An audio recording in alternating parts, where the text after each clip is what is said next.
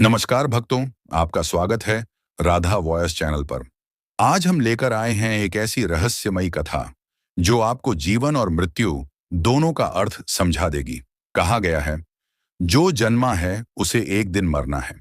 परंतु क्या आप जानते हैं, मृत्यु के बाद आत्मा जाती कहाँ है और क्यों वह 13 दिन तक घर में ही रहती है? इस रहस्य का उत्तर स्वयं भगवान विष्णु ने दिया था गरुड़ पुराण में। और आज हम वही कथा सुनाने जा रहे हैं जिसमें आत्मा की यात्रा, मोह माया, यमदूत और मोक्ष सब कुछ छिपा है। तो भक्तों, बैठ जाइए शांति से, क्योंकि यह कथा सिर्फ कहानी नहीं, यह आत्मा की अमर यात्रा है। आप भी चाहते हैं कि भगवान आप पर हमेशा प्रसन्न रहें। चैनल को लाइक करें, सब्सक्राइब करें और कमेंट में जरूर लिखें हर हर महादेव या जय श्री कृष्ण। प्राचीन समय की बात है। काशी नगरी में एक ज्ञानी ब्राह्मण रहते थे, देवनाथ। वह हर दिन सूर्योदय से पहले गंगा स्नान करते, तुलसी के नीचे दीपक जलाते और भगवान विष्णु का ध्यान करते थे। उनका जीवन भक्ति में बीतता था। वे कहते थे, प्रभु, जीवन तेरा है, मृत्यु भी तेरे हाथ में है। समय बीता, देवनाथ वृद्ध हुए। एक दिन अचानक उन्हें तेज ज्वर हुआ। शरीर शिथिल पड़ गया, सांसें धीमी हो गईं। घर में सब चिंतित थे। पत्नी चरणों में बैठी रो रही थी। स्वामी, मुझे छोड़कर मत जाइए। देवनाथ ने मंद मुस्कान के साथ कहा, मृत्यु अंत नहीं है देवी, यह आत्मा की एक नई यात्रा की शुरुआत है। इतना कहकर उन्होंने नारायण का नाम लिया और शांत हो गए। जैसे ही उनकी सांस रुकी, उनकी आत्मा शरीर से बाहर निकल गई। पर देवनाथ को लगा वह अब भी जीवित है। उन्होंने देखा, लोग उनके शरीर को हिला रहे हैं, कोई रो रहा है, कोई चिल्ला रहा है। देवनाथ बोले, अरे, मैं यहीं हूं, क्यों रो रहे हो? पर कोई सुन नहीं सका। उनकी आवाज अब सूक्ष्म थी। उन्होंने देखा, उनका शरीर अब निर्जीव था। वे समझ गए, मैं मर चुका हूं। लेकिन तभी कमरे में तेज प्रकाश फैला और दो दिव्य प्राणी प्रकट हुए, काले वर्ण के, विशाल, हाथ में गदा और पाश लिए हुए। वे यमदूत थे। यमदूत बोले, हे ब्राह्मण, भयभीत मत हो, हम यमराज के दूत हैं, पर अभी तुम्हें नहीं ले जाएंगे। तुम्हारी आत्मा को 13 दिन तक इसी लोक में रहना है। देवनाथ ने पूछा, 13 दिन क्यों? तब यमदूत बोले, यह भगवान विष्णु का विधान है। गरुड़ पुराण में कहा गया है, मृत्यु के बाद आत्मा तुरंत नहीं जाती, वह देह से, अपने घर और प्रियजनों से धीरे धीरे अलग होती है। 13 दिन तक वह अपने कर्मों और संबंधों को छोड़ने की प्रक्रिया में रहती है।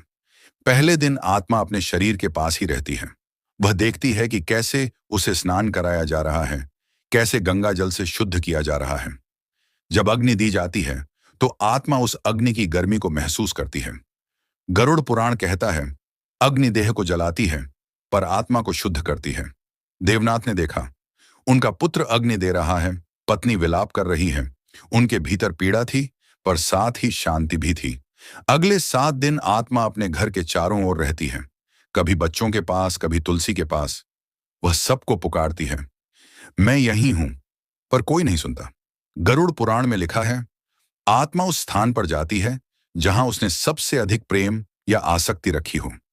इसलिए कुछ आत्माएं अपने घर में ही भटकती रहती हैं। कभी दीपक अपने आप बुझ जाता है, कभी दरवाजा हिलता है, वह आत्मा का संकेत होता है। देवनाथ ने देखा, उनकी पत्नी रोते रोते तुलसी को जल चढ़ा रही है। उन्होंने महसूस किया, मोह छोड़ना सबसे कठिन है।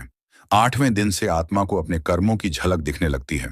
देवनाथ ने देखा, जहां उन्होंने किसी की मदद की थी वहां प्रकाश फैला है, जहां उन्होंने किसी को दुख दिया था वहां अंधकार। एक दिन उन्होंने देखा, एक गरीब ब्राह्मण को उन्होंने कभी तिरस्कार किया था। वह दृश्य फिर सामने आया। अब वे पछता रहे थे, काश मैंने उसे प्रेम से उत्तर दिया होता। गरुड़ पुराण कहता है, मृत्यु के बाद आत्मा अपने हर कर्म को अनुभव करती है।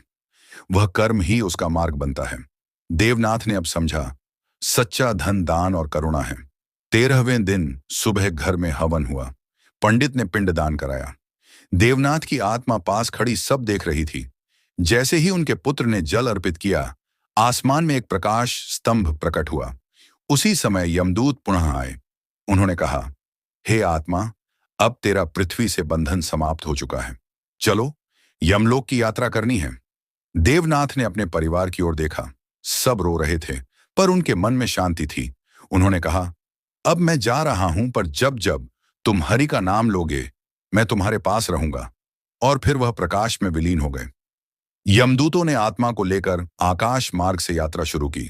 देवनाथ ने देखा, नीचे उनका गांव छोटा होता जा रहा है। धरती धीरे धीरे दूर जा रही है। कुछ दूर जाकर वे एक अंधकारमय प्रदेश में पहुंचे। वहां आत्माएं इधर उधर भटक रही थीं। कुछ विलाप कर रही थीं, कुछ मौन थीं। देवनाथ ने पूछा, ये कौन है?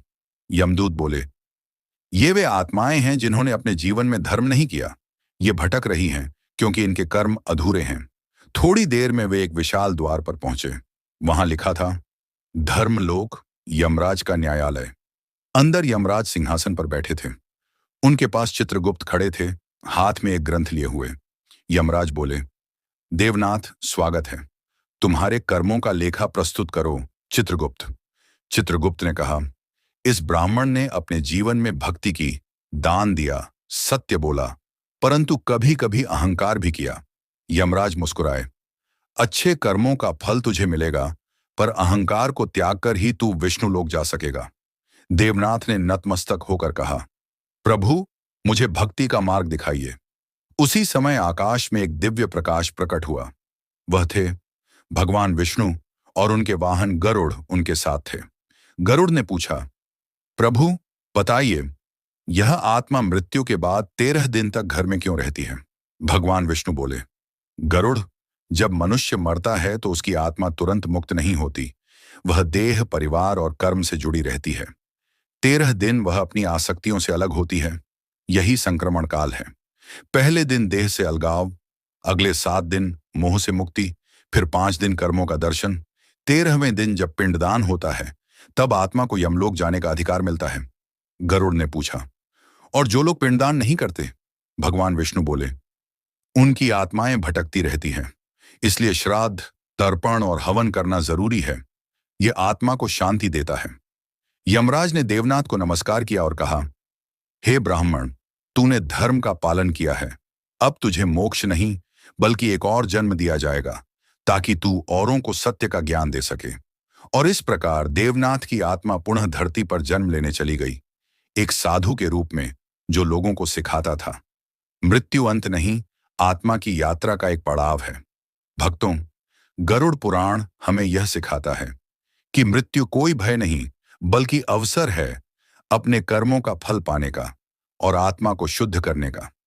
13 दिन तक आत्मा घर में इसलिए रहती है क्योंकि वह अपने प्रियजनों से, अपने कर्मों से धीरे धीरे विदा ले रही होती है।